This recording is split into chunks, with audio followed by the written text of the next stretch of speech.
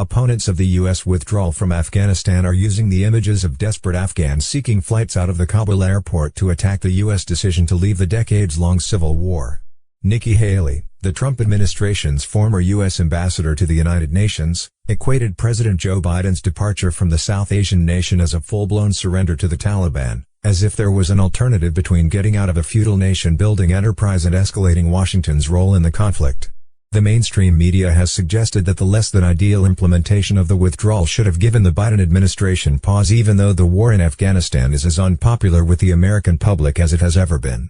It's not just an epic defeat for the United States, Robin Wright, a columnist for The New Yorker, wrote on August 15. The fall of Kabul may serve as a bookend for the era of U.S. global power. But in the midst of the finger-pointing about who is ultimately responsible for Afghanistan's collapse, arguments used by critics of the withdrawal are receiving a pass. They generally center on three wobbly legs: that withdrawal will damage Washington's credibility with allies and adversaries alike, provide China with a golden opportunity to expand its influence in South and Central Asia at the expense of the United States, and throw Afghanistan back into the arms of anti-U.S. terrorist groups. There are significant problems with all of them. The credibility argument is perhaps the most squishy of the three, if only because the concept itself is open to interpretation and may even be broken beyond repair. Ironically, it's also the most popular with lawmakers, policymakers, and commentators, all of whom lean on credibility whenever a president even considers the option of breaking from the status quo. The logic underlying the credibility thesis as it pertains to Afghanistan is simple, which perhaps explains why it's so powerful with the foreign policy elite. The decision to withdraw as the Afghan government folds like a house of cards will force U.S. allies in Europe and Asia to question Washington's commitment and reputation. Recent history, however, has demonstrated how empty the credibility argument truly is in the confines of international relations. Other countries don't judge the United States exclusively on past actions or take a one-size-fits-all approach to how U.S. leaders may react in the future. This past action theory of credibility has proven to be bogus, in large part because no two situations or crises are identical, and no two U.S. presidents are identical either.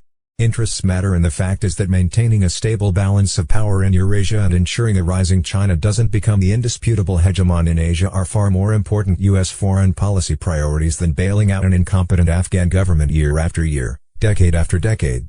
No foreign leader has the luxury of assuming the U.S. will allow China to swallow up Japan or permit Russia to run roughshod over Europe, for instance, just because President Biden is no longer willing to sacrifice American blood and treasure on behalf of a dysfunctional political elite in Kabul. As Stephen Walt summed up nicely, deciding not to continue a feudal war for less than vital interests tells you absolutely nothing about whether a great power would fight if more serious interests were at stake. The second leg of the critique, China as a soon-to-be powerhouse in a post-U.S. Afghanistan, strikes a chord with the U.S. foreign policy elite for understandable reasons.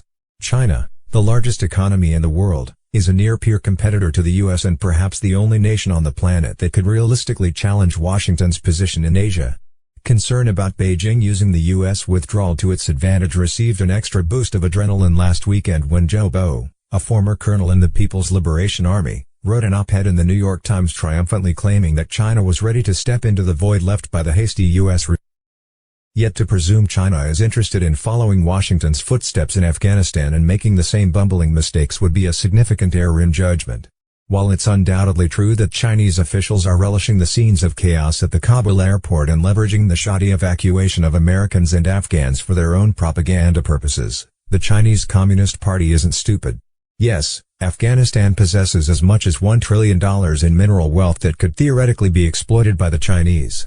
But other foreign powers, as well as China itself, have sought to extract those natural resources in the past and have failed to succeed time and time again, running up against everything from insecurity to Byzantine bureaucracy.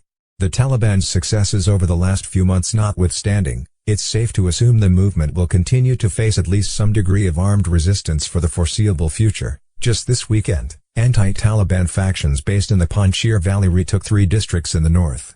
China's top interest in Afghanistan right now is the same as everyone else's, ensuring the country's disorder doesn't spread across its borders. Indeed, there is a good argument to make that Washington's departure from Afghanistan isn't a boon for Beijing at all. For the past 2 decades, China was able to criticize the United States for contributing to Afghanistan's insecurity even as it happily watched the U.S. military carry the full weight of the country on its shoulders.